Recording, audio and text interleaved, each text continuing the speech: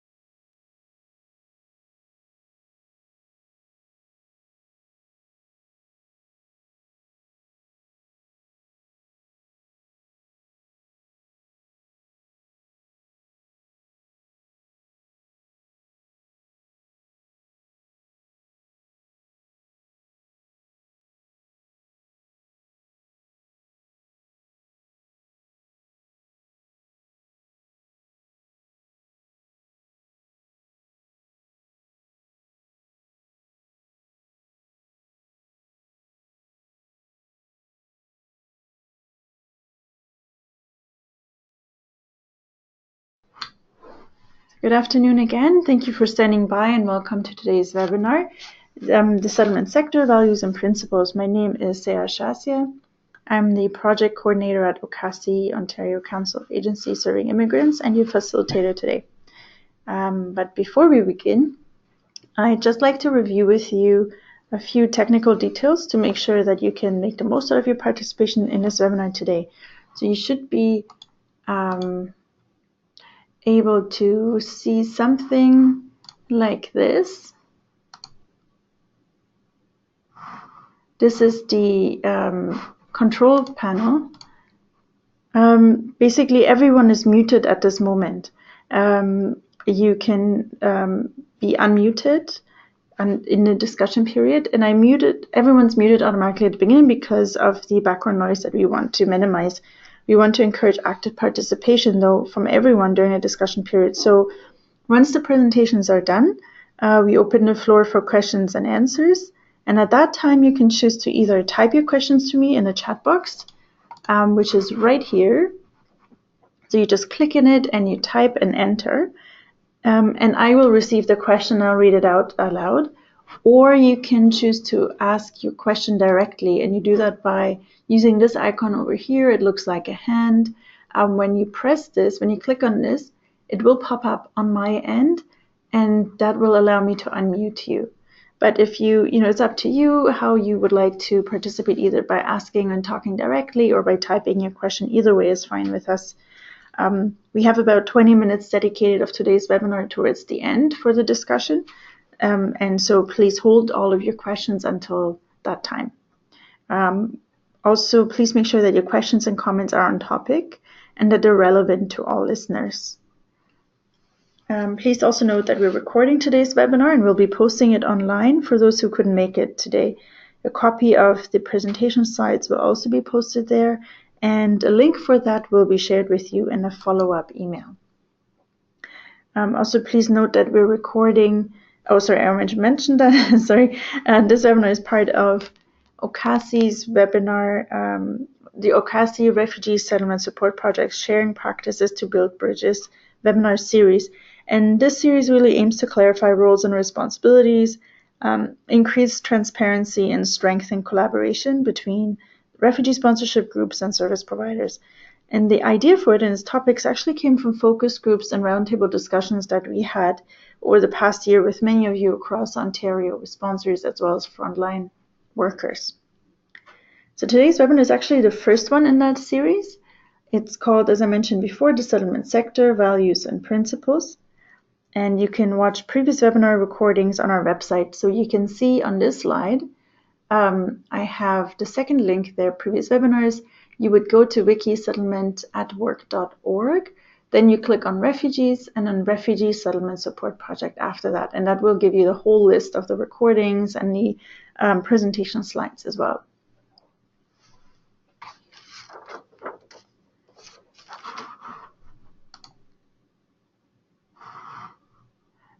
So a couple of you are writing that you're muted. I hope you, if you just joined, yes, everyone is muted as they sign on.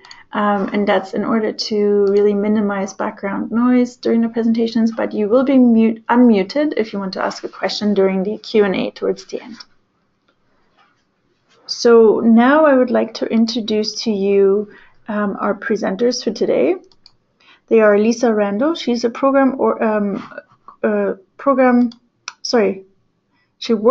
a coordinator, the manager of the program of the Settlement Workers in School program at CultureLink, but she's also currently the acting executive director at CultureLink, Settlement and Community Services. And we also have Shankari Balendra here. She's the settlement worker and coordinator of settlement services at Access Alliance, Multicultural Health and Community Services. So welcome both Lisa and Shankari, and I'm going to hand it over to Lisa. Lisa, you can now share your screen and we can begin with the presentations. Thank you. Thank you, Sarah. Thank you very much for inviting me to participate in this today. I was at I don't know if it was the initial focus group, but I was at the focus group, and it was a really fascinating afternoon to be in a room with people that are leading settlement services, and also a large number of people that were coordinating sponsorship groups in various areas in Ontario. And it's a really important topic, and that OCASI is bringing together these two different groups to try and encourage collaboration and increase understanding about what each other is doing and how we can complement each other's work. So as Sarah said, I do work at CultureLink Settlement and Community Services, and I manage a program called Settlement Workers in Schools. We have about 16 staff in 40 locations in our area.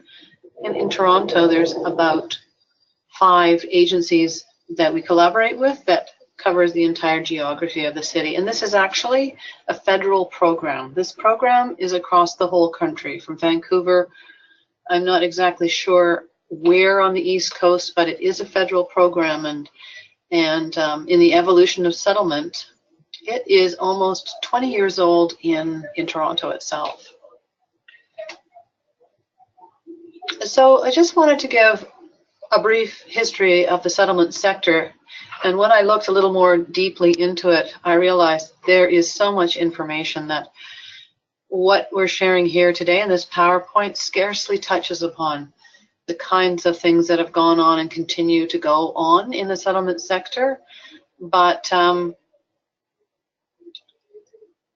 starting at the very beginning, we know that the French and the English came over to Canada at different times.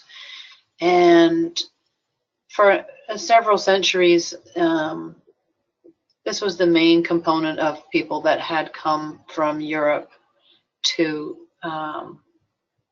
what is known today as Canada. And over a number of years, it began to be faith groups that were acting charitably and looking after those groups that were less fortunate, and including actually some of my relatives who lived through certain difficulties. But over time, the government did see, and by 1830, that charities needed to be regulated, and some of them also needed to be funded, because although the church was doing very good work, it didn't reach everybody, and it was faith-based, which is not everybody. And so it began to evolve into something that the governments became more involved with. Jump forward a huge amount of time to, around the 1950s, there became much more diversity in the people that were arriving in Canada. And if you do, and I encourage you to look at the history on the Council, the Canadian Council for Refugees. They have a chronological ordering of, they have something called 100 Years of Immigration, and it's an amazing piece of document, and there's no way it can be covered here, but just to share more about the settlement sector, I wanted to jump ahead. And we have people arriving from India, Pakistan, and Ceylon, and then that's in 1951 and 1956. A large group of Hungarians came. Then earlier on in the century, we know that many Chinese people came over. In 1968, a lot of Czechoslovakian people came over. Tibetan refugees first started to arrive in 1970. In 1972, Ugandan Asians. And then 73, turbulence broke out in Chile, and many people came from Chile and South America. In 1976, there was civil war in Lebanon. Again, many people fled the situation there. In 1979, refugees from Vietnam, Laos, and Cambodia entered into Canada. 1981, the Salvadorans. 1983, Sri Lankans. And I'm only touching upon that just to do a broad stroke of the incredible diversity of people that began coming into Canada and really making up Canada as Canada is growing. So Canada was seen and continues to be seen as a safe place, but it wasn't always in terms of immigrating. But we are striving for that. We strive for that today, and we're proud of what Canada can offer, and that's part of our role in the settlement sector, to provide a safe place in Canada and within the welcoming community. So again, a big jump forward. There had been a number of federal actions that, let me just try and find them in my papers here. I didn't want to put everything in the PowerPoint.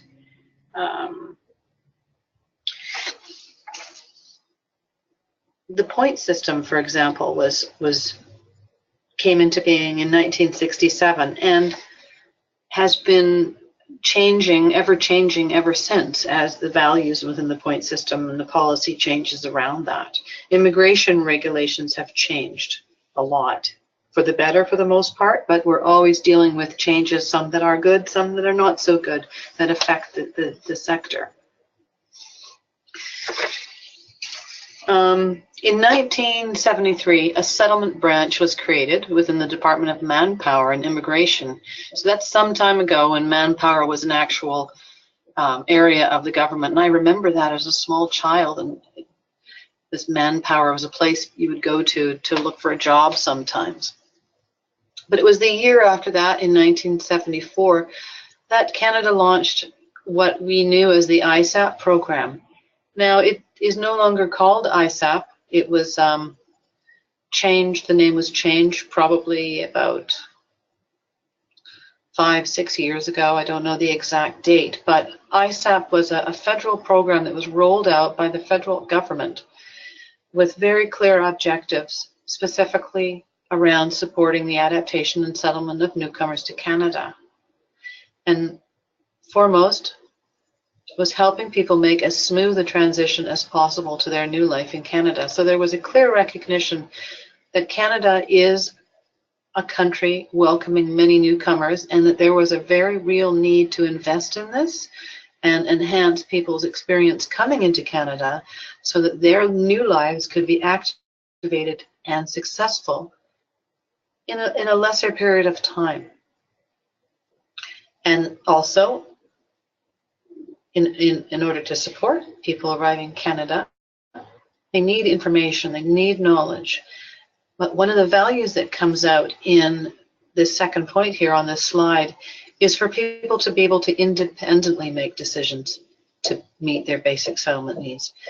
So therefore, the settlement sector and settlement frontline staff are not telling people what to do or how to live their lives, or that this is how it works in Canada, but they're providing information, giving people the options and understanding how the society and the systems work to empower the newcomer to make the decisions for themselves. So that word independently is one of the critical values in the ISAP program and in settlement services today.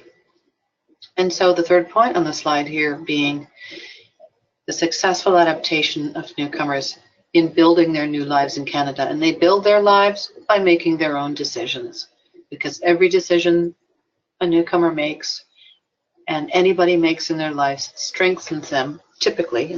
I mean, the good decisions do. But making one's own decision is a critical factor in the self-determination process.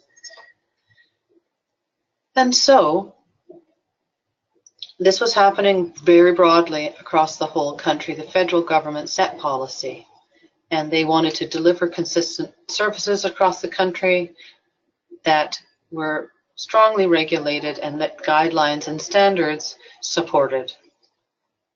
So even though the programs were federally driven, the communities that they were actually providing service in were able to make some adaptations to the actual community that they were serving. So it needs to make sense for those people that are accessing services. They need to be able to give some information back to the organization about the kinds of things that they need. And all of the settlement agencies do this. Also, as a part of the ISAP program, there was a very clear focus that assistance is being given to the newcomers in settling. But beyond that, the Canadian society also needs assistance in knowing and learning how to be a welcoming community. And so engaging volunteers has been really important in the programs so that newcomers will have a chance to interact, whether through mentoring or various English conversation circles perhaps, or that there is a framework for the welcoming community and the arriving community to have positive interactions and to share a lot of information back and forth. Also within the ISAP stream was a real acknowledgement that there is a need to research, there is a need to understand, and one group of immigrants is having a very unique experience, perhaps compared to another group, and many subgroups within each group, of course, is having their own experiences as well. But that in order for us as a sector in settlement to deliver relevant services, we need to base it on well-founded research, and that is a value within the settlement sector. And it's a very well-established community of practice. It's federal. There are, I don't know the numbers of how many people are actually working in this sector, but there's thousands and thousands. And we are the first, for example, in the Settlement Workers in Schools program, our settlement workers are very much a part of the school culture, and the schools connect us with families registering their children who are newcomers as soon as possible, and make such an important, provide such important support to newcomers in understanding how the school system works in Canada, because as many of us know, school systems vary hugely in different countries around the world. And so in order to better support our children, people need that kind of support. So drilling down a little bit more, and I'm going to pass it over pretty soon to a co-facilitator, Shankari. But just in summary, the settlement services today are a huge part of the nonprofit sector. We know the nonprofit sector is a huge part of society in general, but within that, there is an enormous amount of settlement services. The ISAT program that we've been discussing is a federally funded program for helping newcomers. There's also a provincially funded program called the Newcomers Settlement Program that has a slightly different area objective as the ISAT program, which was funded out of Immigration and Refugees and Citizenship Canada. But through both of these programs, in general, the services are all designed to assist newcomers arriving in Canada access appropriate support and access to information that will help them settle more quickly and smoothly into their new lives in Canada. And so, very briefly, when you look and you ask that question, well, what is settlement services? Just what kind of programs are being offered? You will see from this list here some of the programs that are. Again, there's so many more programs that are offered that are looking a little bit more specifically. For example, the English as a second language classes. There's lots of different kinds of bridging programs that look at English technically from a professional point of view in a particular sector. Helping people find a job or training, that can also take various different kinds of forms with an ultimate goal at the end of helping somebody find a job. Interpretation and translation of documents is always very important in the early stages of arrival. But the overarching goal is helping newcomers become better connected to their communities, because they are members of the community with things to bring to the community and enrich the community with. Within our sector, and this is a really busy slide, pardon me for trying to put a lot of information in here, but some of the values are creating bridges. We touched upon that, but bridging between the settlement sectors with other kinds of social service or other programs, so that we are connecting newcomers with a lot of different services, so they realize that there is a culture of organizations out there that are there to help people and that have a role to play in their own lives and getting settled.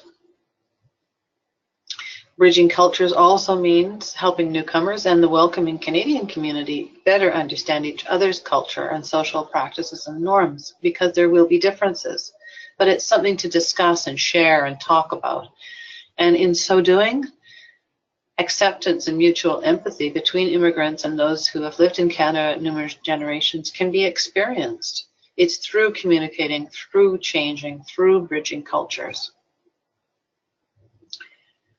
I touched upon the self-determination process, which is making decisions for themselves, people, newcomers.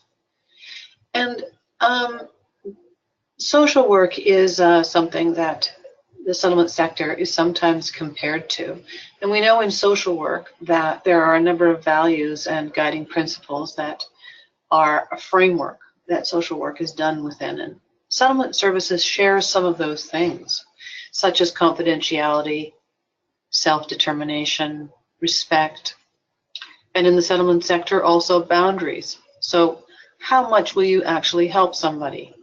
And at what point do you not transgress that in order to keep a professional relationship and in order to also set the expectations very clearly with the clients so that there is clarity around what to expect, and at the same time newcomers will be empowered to make good decisions for themselves without the influence of a service provider, but through the process of collecting information and sifting through it and then deciding for themselves what would be the best for their family.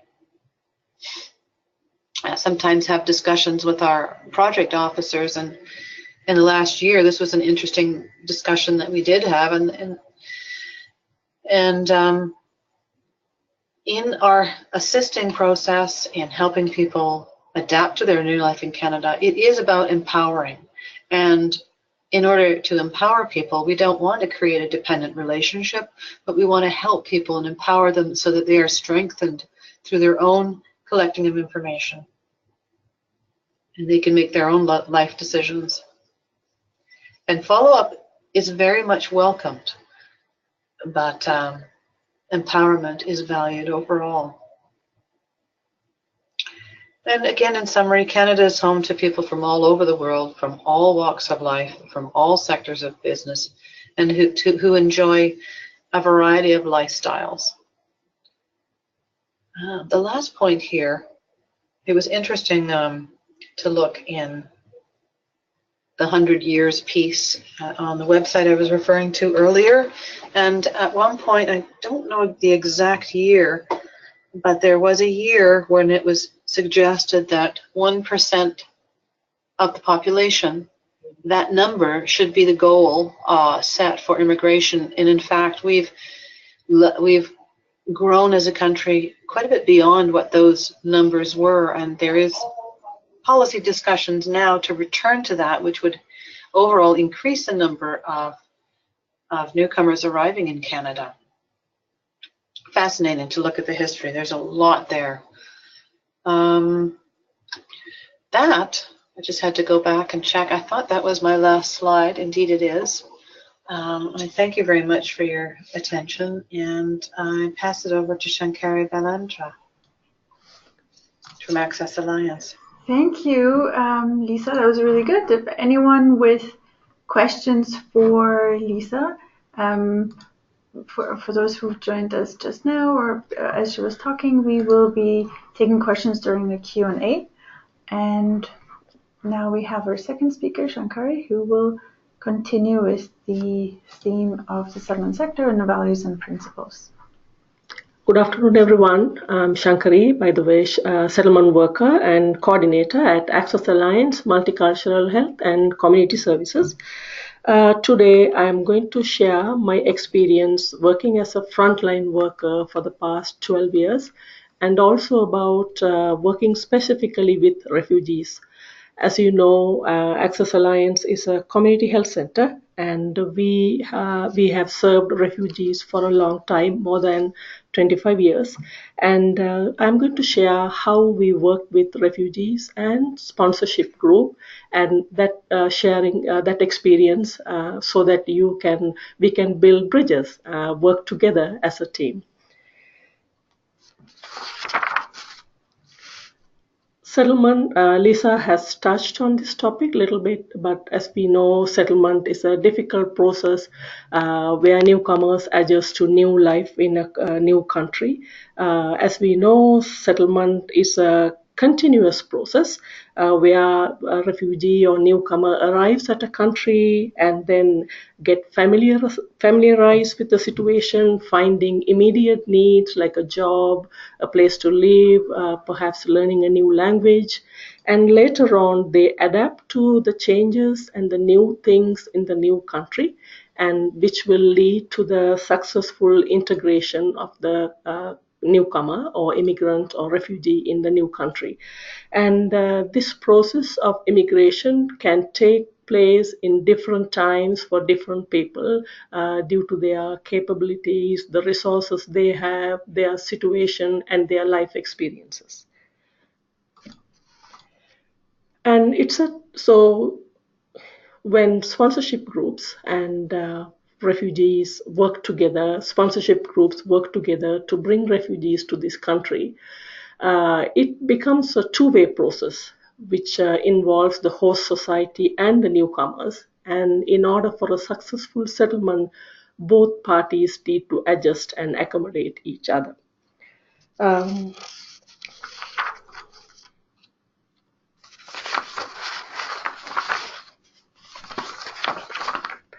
So the settlement process involves different aspects. I think Lisa touched on few of those. It's about access, inclusion, and client empowerment, and user-defined services, which is we call client-centered approach, holistic approach, respect, and cultural sensitivity. If we go to access, it involves services are accessible to all who need them.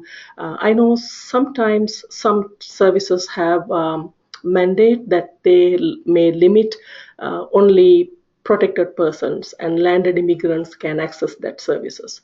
But then there are other organizations who provide services for everyone. And also services are offered in an inclusive, respectful, and sensitivity to diversity, and clients are empowered by the services. Services take account of complex and different dimensions of settlement and integration. And also they are delivered in a manner that is fully respects the rights and dignity of the individual. Services are delivered in a manner that is culturally sensitive. And services are delivered in a spirit of collaboration. So where it comes, the sponsorship groups and the refugees and the service community service organization, they all collaborate to provide better services. So today, I will just share basic information about what happens when a refugee or a newcomer come to a community service agency. At Access Alliance and almost all of the community service organization, they go through a process of initial intake or welcome. Then there is a service agreement or at least a verbal agreement between the service user and the service provider. In the service agreement, they talk about the rights and responsibilities of the service user. You can see the rights, it talks about dignity and respect, privacy and confidentiality, right to ask questions and make informed decisions, and about making a complaint in case. The responsibilities of the service user will be also discussed during the initial session where the service provider and the service user sign the service agreement. Then the service user will address immediate need of the client and book a follow-up appointment. So the immediate need could be housing, immigration matters, looking for a family doctor, mental health services, legal or domestic violence issues. After the initial welcome and introduction, a settlement worker or a frontline worker will go through assessment and information referral and follow-up. This is a very detailed information about, although we address the immediate need of the client initially, later on we go to the next stage to tell the client, to ask the client what are their needs.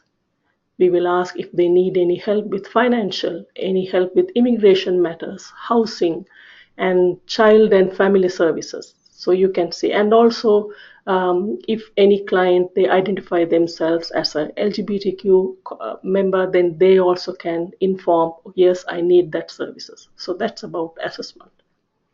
So introduction, assessment, and later on client will be referred to the appropriate services or client will be booked a follow-up appointment. So that's a very basic introduction to settlement services at a community service organization.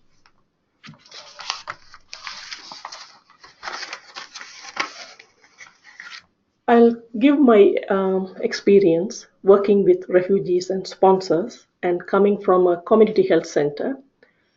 So when the refugees come to Toronto, most of them stay at either at a reception center, at a shelter, or they will be housed at a private home, depending on how they were sponsored. We all know refugees come in many different ways as government assisted refugees, privately sponsored, and many other ways. And when they come to, when the sponsorship group members or the refugees come to Access Alliance, we provide these services in collaboration with the newcomer or the refugee and also the sponsorship group member. Navigating the systems in Ontario. For example, navigating the healthcare system in Ontario. If we consider a refugee a newcomer, it will be all new to the immigrant or service user because that's the first time they are seeing, oh, in order to access health services, I need a document. I need a paper, the IFH. I need an official identity document in order to access services. So a settlement worker can provide that information to the service user, and at the same time, the sponsorship group members, maybe most of them, they are aware about the services, and so we can work together how to navigate the system. For example, the refugee or the newcomer needs to apply for the health card. They need to go to the Service Ontario location. And I know that sponsorship group members sometimes accompany them there, but then there is that part of interpretation. A settlement worker or a frontline worker can help to find interpretation services because some organizations work with volunteers. Sometimes they offer interpreters who can go with the client. So then it comes to the next point, language barrier to access social and health services. Again, the same service can be used by the service user. Sometimes when the sponsorship groups and the refugees and the service provider work together, there seems lack of coordination or communication.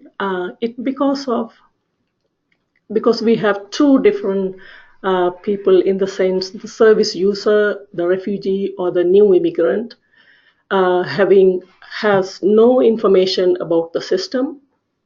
In the meantime, maybe in the sponsorship group, the members are aware about the services, but not necessarily they didn't navigate the system because most of them maybe they were born here or they speak English or they have more resources, they know, so not necessarily they didn't navigate the system.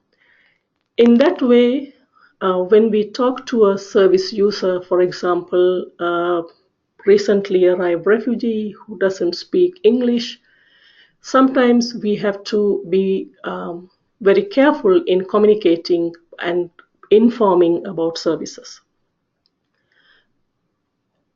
And also something empowerment of newcomer and refugees. This is something the sponsorship group members and the service provider have to understand in the way refugees, when they come from war-torn countries, they may have experienced violent incident, discrimination, they may have gone through traumatic events, but still they survived and they have some very good survival skills.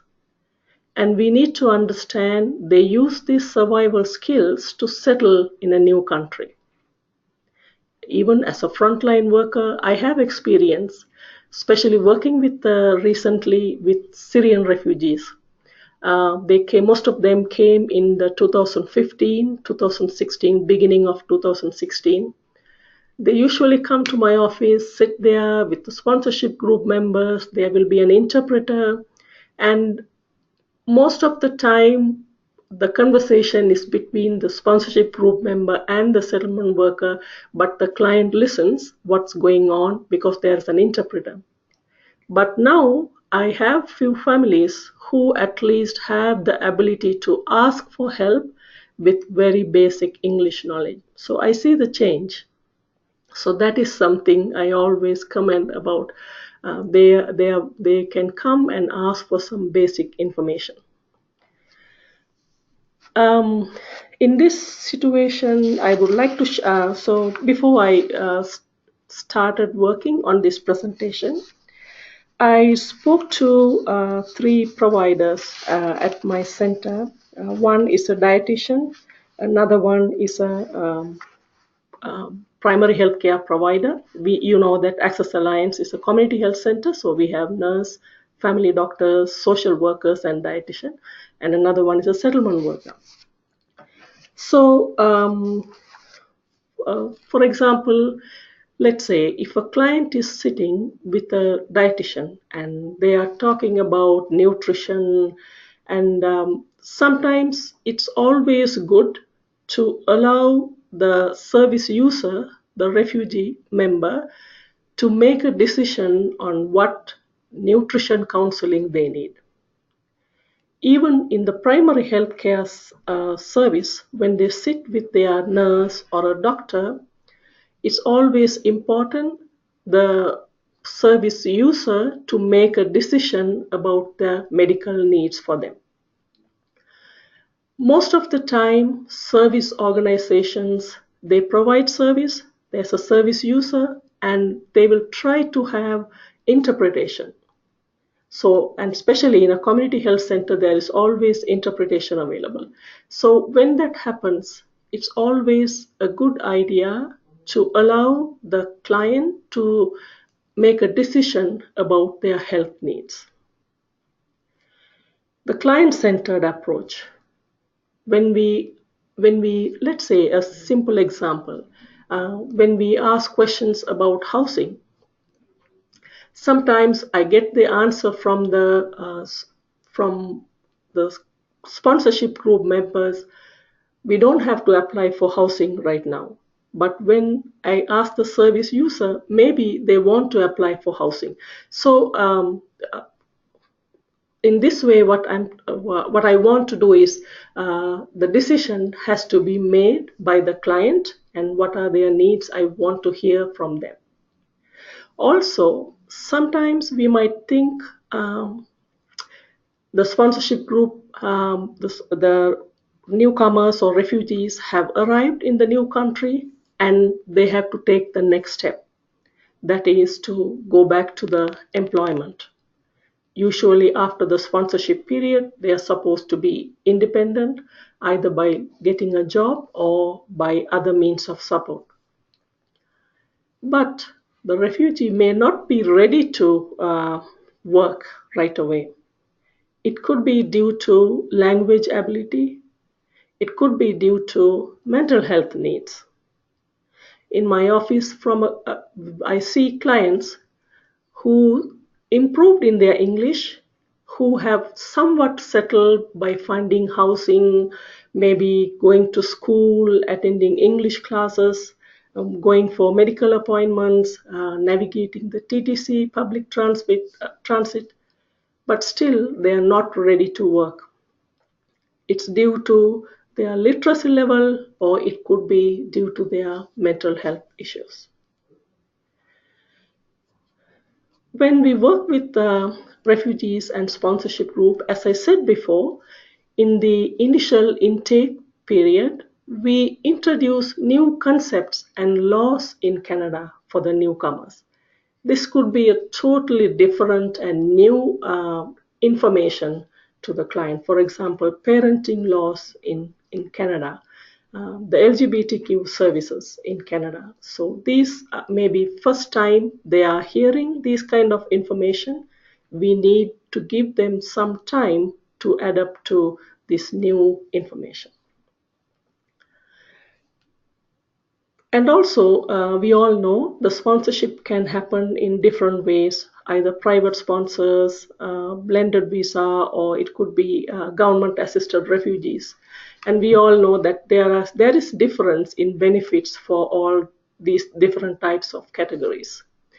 Sometimes in the community, when the refugee lives, they can compare their benefit with another person, and they may ask questions, or they may not be satisfied that they are not getting enough money. So we need to be aware about that, and this problem can be dealt with informing the refugee what is set in the sponsorship agreement. A settlement worker will be a good resource if you want to inform them this is what is covered under the sponsorship. But there are other resources for you if you want to increase your income, if you want to find some resources like food bank or clothing. So this kind of information, a settlement worker can help to bridge the communication between the sponsorship group and the refugees. Next one. So I think I touched a little bit about the role of the sponsor in this working relationship. As I said before, we have the refugees who are coming from another country, who have gone through traumatic experiences, war and violence and discrimination. And then we have the members of the sponsorship group who are willing to help financially and by other ways. We have also the community service agencies, the settlement agencies, who want to connect or help both parties so that it will enable a successful settlement of the refugee. As I said before, ongoing support with a component of empowerment of the client. And understanding client-centered approach, as I discussed before, and understand the transition period. I know sponsorship group members, they are aware about the transition period. I have worked with a few sponsorship group members, and I see that they are well organized in the way how the income is going to happen after the sponsorship period. If anyone is ready to work, and all these they have planned.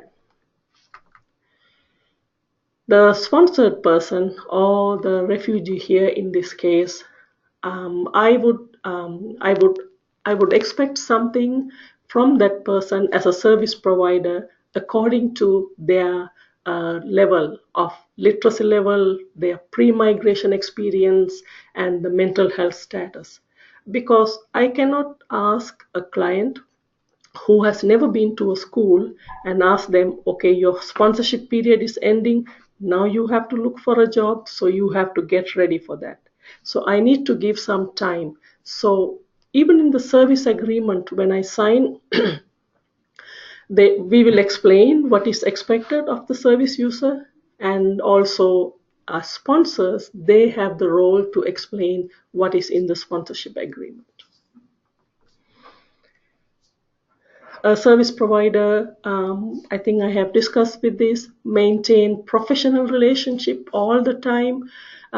So even in my work, there were some instances where the service user or the refugee and the sponsorship group members, sometimes there is conflict according to what kind of benefits they receive or how things work out between them.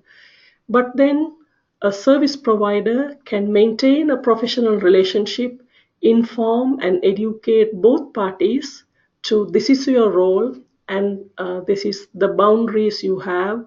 And we also can inform about the empowerment so that there will be a service provider will maintain a professional relationship with both groups. And the other important thing is about the service provider don't make decisions on behalf of the clients.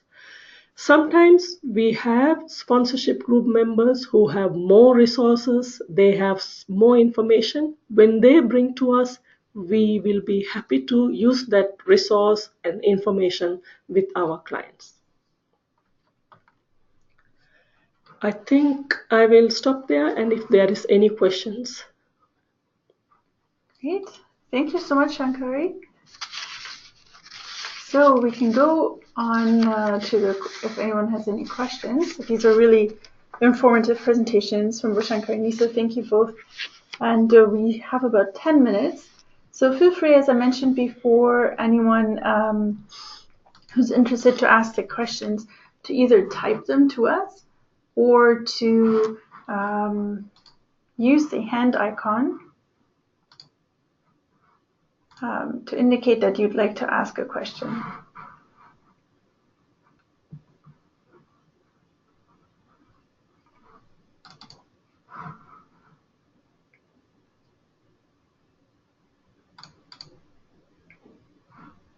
So far, we have no questions.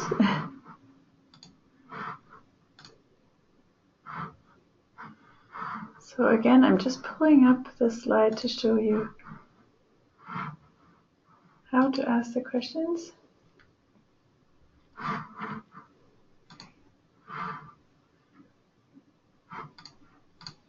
So you can either type them here or use the hand icon to ask. We have a thank you from Anita. Great.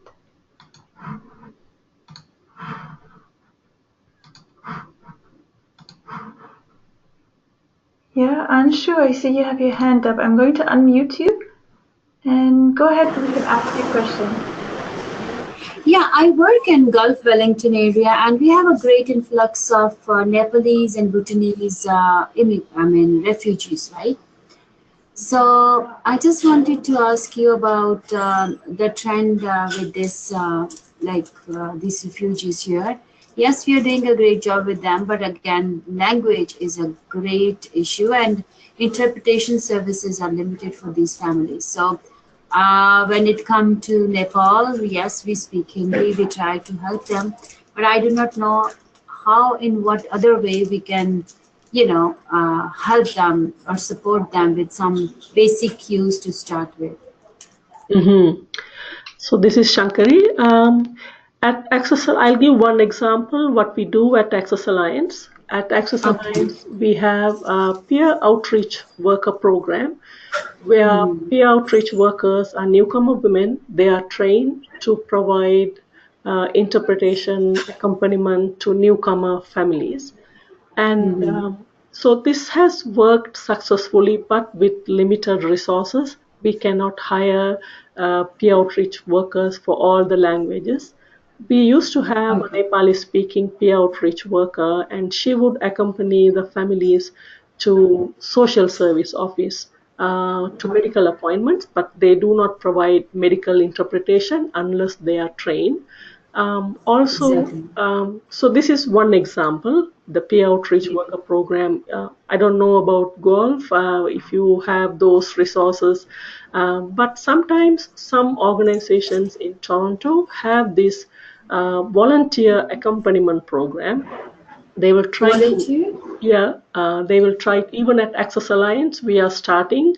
So when we have volunteers, we train them to accompany newcomers to medical appointments or social service office, but they do not provide interpretation.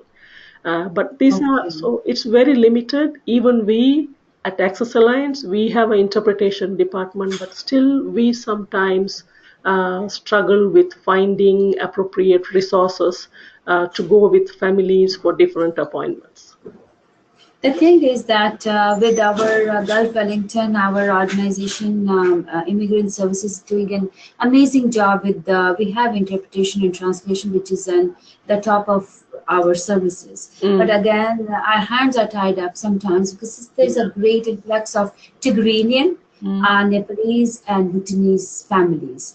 So there are interpreters, translators, but we can count them on fingers, like how many people we have.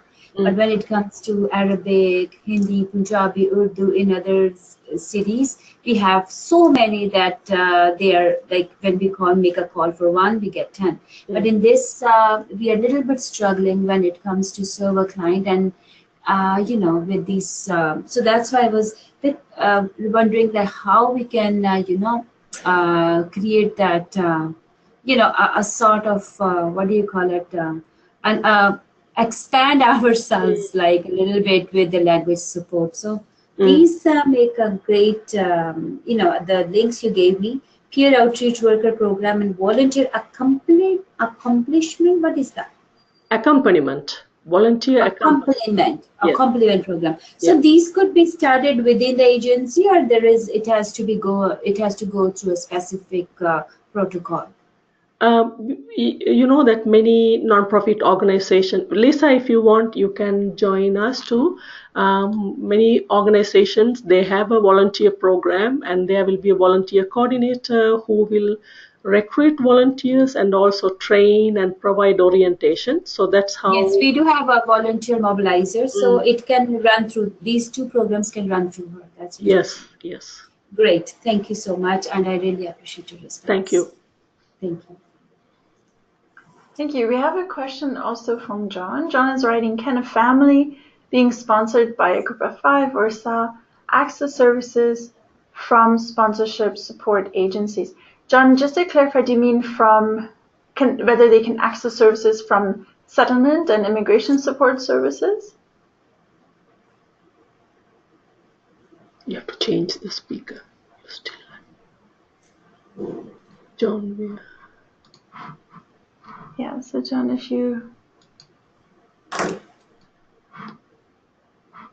I'm not sure if John has heard me. So John, your question was, can a family being sponsored by a group of five or SA access services from sponsorship support agencies? I'm not sure what you mean with sponsorship support agencies, but assuming you mean settlement service agencies. Yeah, I think so, yeah. Lisa or Shankari, would you like to answer? Sure, I can speak to that with a lot of encouragement, and I think that that really gets to the absolute core of this seminar, and that is trying to encourage the connection between the sponsorship groups and the settlement services, because just as any service user can feel isolated, so too can a sponsorship group not necessarily knowing what the resources are. And even at our agency, we speak among ourselves so frequently. When we have a particular need, we'll send an email to 65 people that we work with and ask them, do you have any information about this, for example? So absolutely, we would welcome that, and it would also be a good thing for you to learn a little bit about settlement, and at the same time empower your your family that you're sponsoring to access supports independently, and seek out and find what they can find on their own, because it's like they're building up their own research muscles and building up their relationships independent of the sponsorship group, which is excellent. You should definitely consider that a sign of success if that is something that's working. I know that in a lot of communities it's many miles to drive to it, but it's something most definitely worth encouraging. Thank you, Lisa. You're welcome. And we have a question from Beth. Beth is saying, I have worked with a number of privately sponsored groups, and many have found that settlement workers have been overloaded with cases, and as a result, the sponsorship team has taken on many roles which I think a settlement worker would do. I'm not sure this fosters independence for the newcomers. Could you comment? So it depends on, that's true, settlement workers are overloaded sometimes, and they don't do kind of case management because they're not case managers, by the way, and so they provide information and resources and help them to navigate the system. Members from the sponsorship group with whom I have worked with have played an important role in navigating the systems. As I said before, they also bring a lot of resources and current information with them because they do a lot of research before the sponsorship. I wouldn't say helping the newcomer in the initial stages of the adaptation and integration in the adaptation process will not do anything with regard to independence, because as I shared my experience before, the family I had, everything was done to that client from the sponsorship group, and later on, after 1 year, the client is more independent. He has not even attended school. He has never been to a school. He still comes to our office with his basic English knowledge, which he gained from attending English classes. He asks for help. He shows me a receipt. Shankari, I need help. Shankari, call here. So that is my experience. So at the initial stages, yes, settlement workers and members of the sponsorship group can work together. Maybe one person can take more of responsibility. Sometimes the sponsored person is more connected to the sponsorship group members than the settlement worker. As you know, most of the organization, to see a settlement worker, there is appointment, there is work schedule, and so it takes time to see a settlement worker. So I wouldn't say it does anything with the independence of the newcomer. Sorry. Thank you. And I'm realizing we're running out of time, so maybe we can take one more question. And the question is similar, and I think it follows really nicely. It's the question also from Beth is, what would you recommend the relationship should be between newcomer, the sponsorship group, and the settlement worker?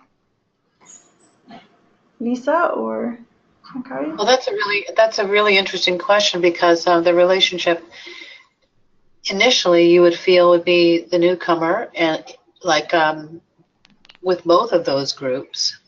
I'm personally in a sponsorship group, and I'm also a staff working at a settlement agency.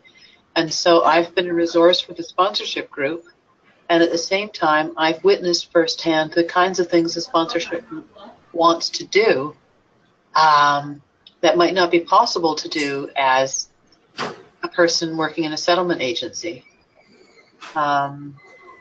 And I think that it doesn't need to be an in-depth relationship, but if there's resources that you have that the settlement agency doesn't have, there's nothing preventing you from having a conversation.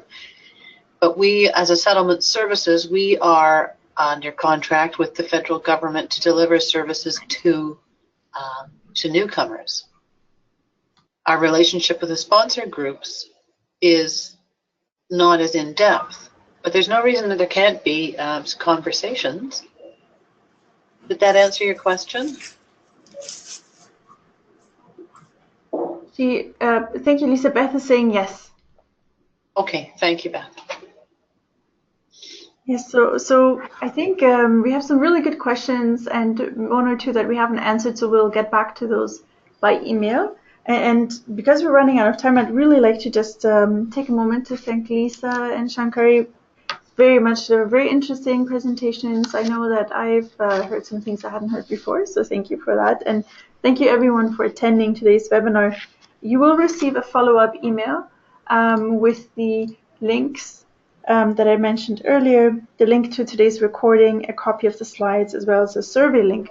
And if you can, we would really appreciate it if you could complete the survey. It's a very brief online evaluation for this webinar. It helps us to plan future webinars and to evaluate and improve on what we're doing.